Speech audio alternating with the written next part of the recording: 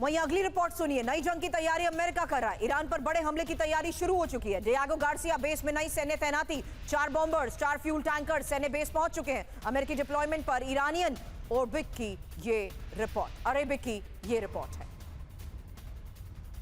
जहां नए युद्ध की तैयारी, सीजफायर के बीच नए हमले की तैयारी में अमेरिका। डियागो गार्सिया बेस में नए विमान और हथियार पहुंच चुके हैं। 4 bomber, 4 air refuelling tanker Diego Garcia पहुंचे। 3 मालवाहक विमान और 1 जासूसी विमान भी तैनात है। अमेरिकी विमान वाहक पोत फिर से मिडिल ईस्ट रवाना हो चुके हैं, जबकि फरवरी में हमले से पहले ऐसी ही तैनाती की गई थी। अब ये बात इसलिए मैंने यहां पर मेंशन की है दीपक वोरा सर, क्योंकि फरवरी में हमले से पहले भी ऐसी ही तैनाती हुई थी। अब शक्ति आधारित शांति की बात करने वाला अमेरिका क्या कदम उठा सकता है?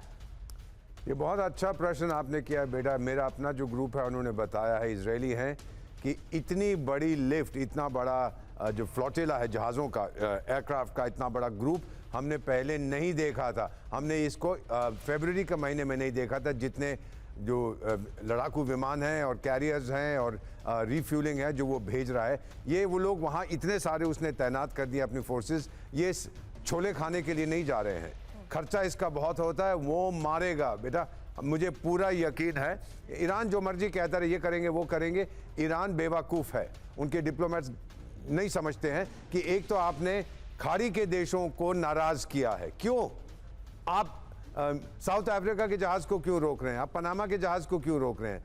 आपकी दुश्मनी अगर इजराइल के साथ है, अमेरिका के साथ है, उनके जहाज़ों को रोकिए। भारत के जहाज़ों पर गोली क्यों चला रहे हैं? हम तो आपका दोस्त हैं, आप हम पर भी हमला कर रहे हैं। कुछ समझ नहीं आ रहा, मेरे को कंफ्यूजन है। पर ये सिर्फ स्पष्ट है कि वहां पर सारे शॉट्स जो हैं, सारी तारें इस्लामिक रेवोल्यूशनरी गार्ड कोर के हाथ में हैं। वहां की जो दूसरी इलेक्टेड गवर्नमेंट है उसका कोई रोल नहीं है ईरान की मैनेजमेंट में। Understood sir. लेकिन अब आगे बढ़ेंगे और उस फ्रंट का हम रुख करने वाले हैं जहां आज बड़ी खबर सामने आई है कि कैसे अब ताइवान में ड्रोन हमले की तैयारी है और ये चीन की सेना तैयार। तो जापान से ताइवान, आज की एक और सबसे बड़ी खबर, जहां नई जंग का ये प्लान क्या है, क्योंकि ताइवान स्ट्रेट में जापान का जहाज और चीन की चेतावनी। जल्द एक इंफॉर्मेशन, ताइवान में ड्रोन हमले की तैयारी को लेकर खबर बढ़ी। वहीं चीन की सेना भी है तैयार और साथ ही ताइवान स्ट्रेट में जापान का जहाज, चीन की चेतावनी और ताइवान की नाकेबंदी का प्लान, बिछाएंगे माइन का जाल। अब मिडिल ईस्ट की जंग में ताइवान की एंट्री, क्योंकि फारस की खाड़ी में माइन वॉरफेयर शिप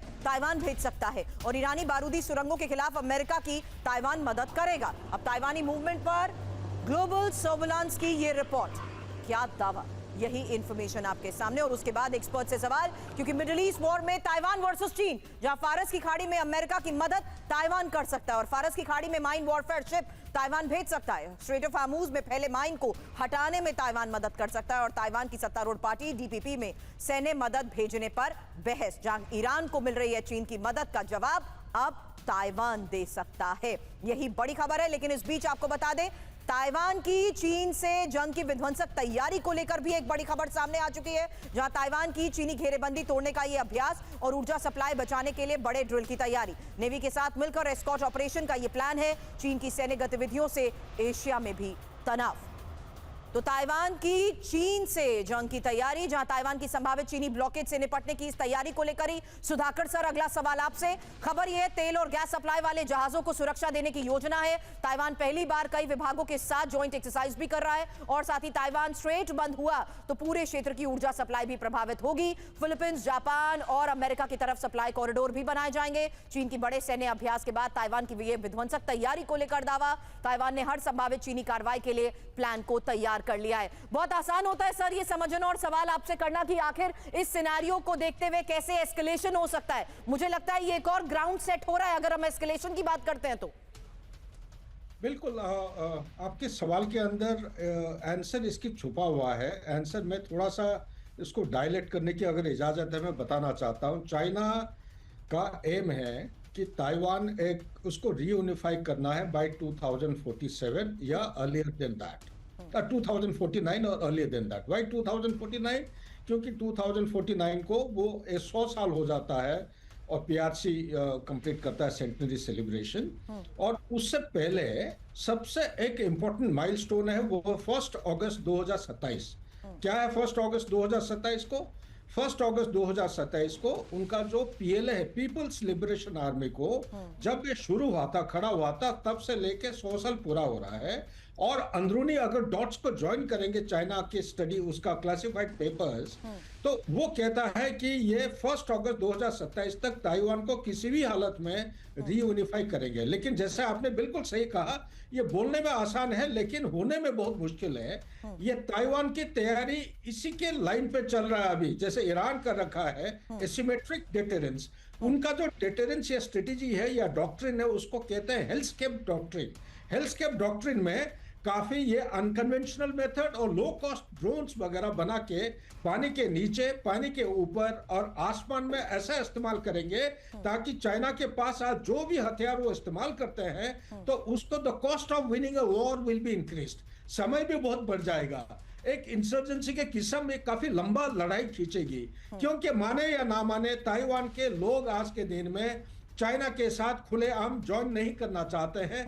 डेमोक्रेसी का जो चस्का उनका लगा है पिछले बड़े सारे सालों का, ये एक्चुअली वो लूज नहीं करना चाहते हैं। आपके साथ बिल्कुल सहमत हूं, ये लड़ाई की बिल्कुल प्रस्तुति शुरू हो गया है। विंडो स्टार्ट होता है दिसंबर 2026 से लेके 1 अगस्त 2027 तक, कुछ भी हो सकता है। अंडरस्टूड सर, लेकिन इस पूरे सिनेरियो में टाइमिंग बहुत इंपॉर्टेंट हो जाती है और उसी लिहाज से आपसे अगला सवाल दीपक सर करूं उससे पहले एक और खबर है, ताइवान पर बड़े हमले की चीन की वो तैयारी, जहां ताइवान पर ड्रोन से हमले की तैयारी और फाइटर ड्रोन के साथ सेना को ट्रेनिंग, फाइटर ड्रोन ऑपरेट करने की ट्रेनिंग दी जा रही है। ताइवान के पास ट्रेनिंग से तनाव भी बढ़ चुका है।